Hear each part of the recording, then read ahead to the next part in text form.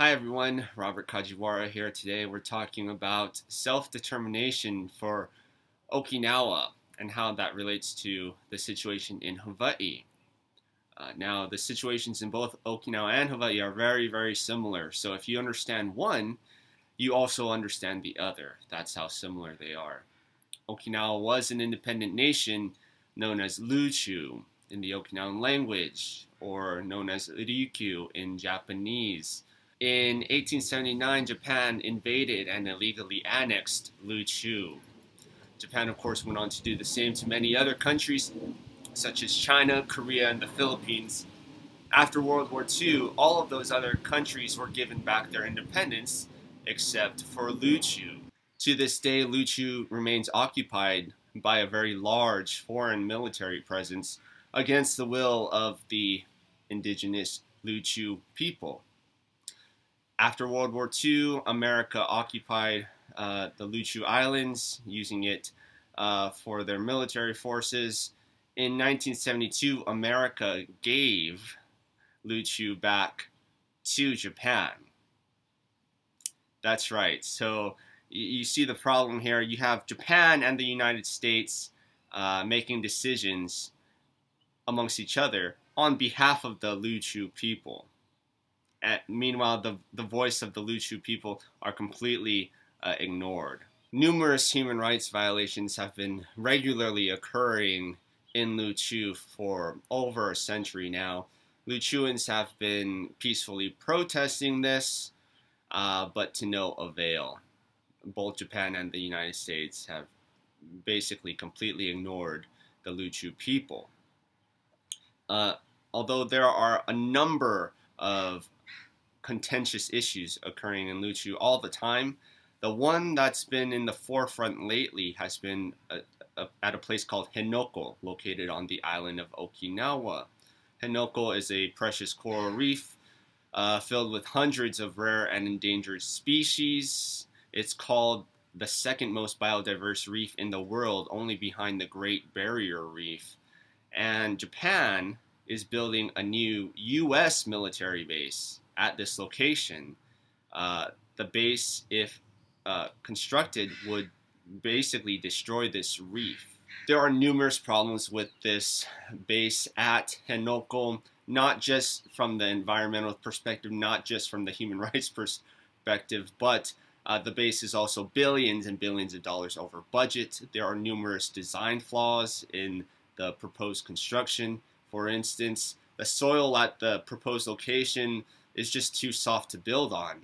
It's being called mayonnaise-like in substance. That's right, mayonnaise. And it's like that all the way down to a depth of 90 meters. So it doesn't make much sense to build a huge military base at this location. It would actually endanger the lives of the soldiers stationed there. Not to mention, this location occurs directly over a major earthquake fault. And then when you think about it from a diplomatic and from a peace perspective, it doesn't make much sense. Building this base is only going to aggravate America's and Japan's rivals in China and North Korea. It's not going to help peace and security. The U.S. military in the past have said that this base is actually not necessary for security purposes because the Marines would not be used in the event of a conflict in Asia, and this base is primarily going to be a Marine Corps base. So no matter how you look at it, it just doesn't make much sense. Additionally, let's say, God forbid, but what if there were a conflict in Asia and one of America's enemies, let's say, launched an attack against Okinawa? In today's style of warfare, it would probably be missiles.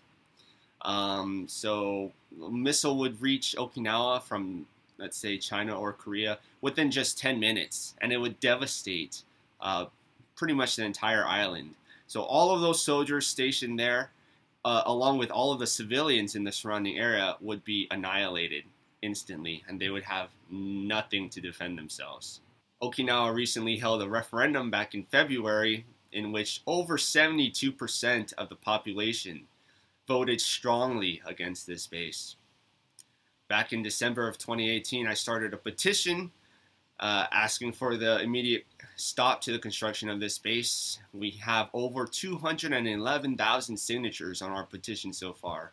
So I came to the United Nations Human Rights Council asking that an investigation be done and asking that the council protect the rights of the Ryukyu people. Ryukyuans have been very strongly, peacefully resisting both Japanese and American oppression for decades now. So, in my opinion, the UN Human Rights Council really needs to do something to protect the rights of the Ryukyu people. The UN, stands for peace, ostensibly. And if the UN does not do anything to support the Ryukyu people, it's basically sending a message to the world that the UN doesn't care about peace, and that peace isn't enough to get the attention of the UN, and that only pays attention to violence. So that would be sending really the wrong message to the rest of the world. We don't want to encourage violence in any way, shape, or form. So I'm really hoping the UN Human Rights Council takes this issue in Ryukyu seriously, and that it does something to protect the rights of the Ryukyu people. Thank you so much for watching. If you would like to learn more, please check out our website, peaceforokinawa.org. Also, please feel free to check out our social media pages. My team and I are constantly putting content out there. Thank you again for watching. I'll see you guys next time.